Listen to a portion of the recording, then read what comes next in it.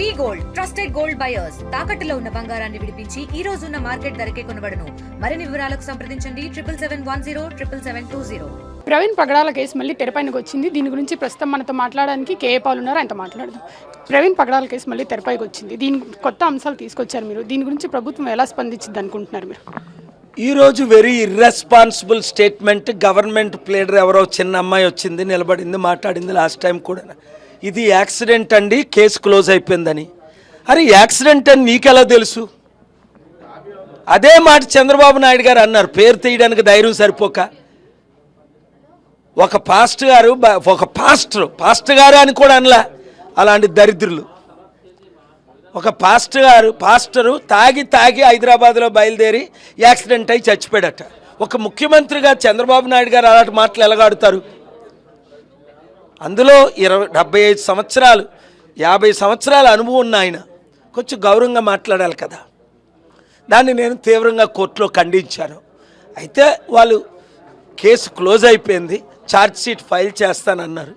అయితే your honour please permit me to refile with in a proper court, whether this court or lower court, trial court is there, supreme court is there, high court is there, with more factual information and investigation what I found అని అడిగాను.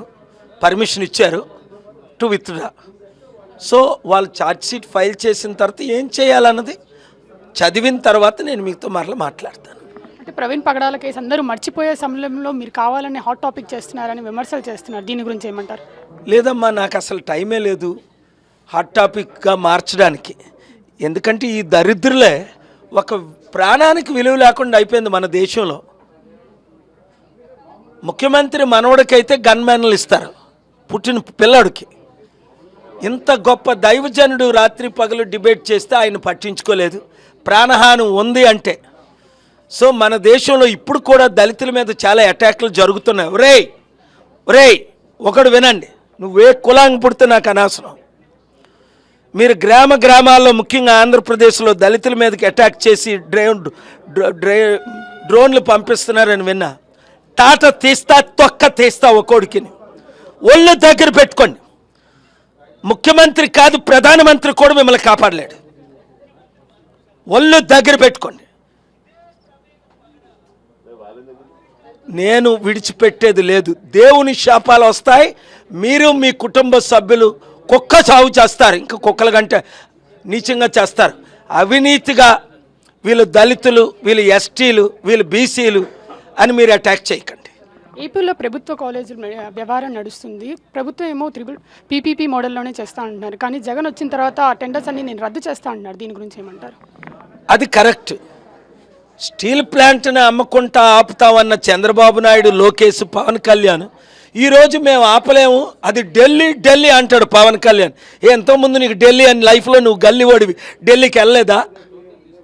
నేను ఆపాను steel plant అమ్మకుండా. ఇప్పటికీ కూడా stay order ఉంది. అలాగే 1000 కోట్లు విలువైన ఈ హాస్పిటల్ని ప్రైవేటీకరణ చేస్తే గ్యారంటీగా నెక్స్ట్ వచ్చేది మేమే 100%. ఇప్పుడు ఉన్న ప్రతి ఒక్క ఎవడు అవినీతిగా కొంటున్నాడో 1 రూపీకో 100 రూపీస్కో లీజుకి ఇచ్చేస్తున్నారో అమ్మేస్తున్నారో మీరు నష్టపోతారు. అవి కొనకండి. ప్రభుత్వ ప్రాపర్టీలు ప్రభుత్వమే, అంటే ప్రజలవే. మీ అబ్బా సొమ్ము కాదు, అది ఎవరికో ఇచ్చి తాకట్టు దుర్వినియోగం చేయడానికి. రేపటి నుంచి ఏపీలో అసెంబ్లీ స్టార్ట్ అవుతుంది. దానికి జగన్ వస్తారని మీరు అనుకుంటున్నారా? మీరేం చెప్తారు? నాకు తెలియదమ్మా, తెలియని సబ్జెక్ట్ ఎందుకు. ఆయన వస్తే రాకపోతే అంటే ముఖ్యమంత్రి అంత సమయం నాకు ఇవ్వాలని అంటున్నారు కదా, దాని గురించి ఏమంటారు? అయ్యి ఆలు గొడవలు, దాని గురించి నేను ఎందుకు కామెంట్ చేయడు. థ్యాంక్స్. Thank you. కెమెరామెన్ విజయ్తో అథా మొహమ్మద్, RTV విజయవాడ. తెలుగులో న్యూస్ కి ఫాస్టెస్ట్ యాప్ ఇప్పుడు టోటలీ న్యూ అవతార్లో. జస్ట్ 5 seconds లో కంప్లీట్ న్యూస్. సోషల్ మీడియాలో ట్రెండ్స్ కి one stop solution. Live TV app, voice search option తో ఇప్పుడే డౌన్లోడ్ చేయండి లేదా అప్డేట్ అయిపోండి.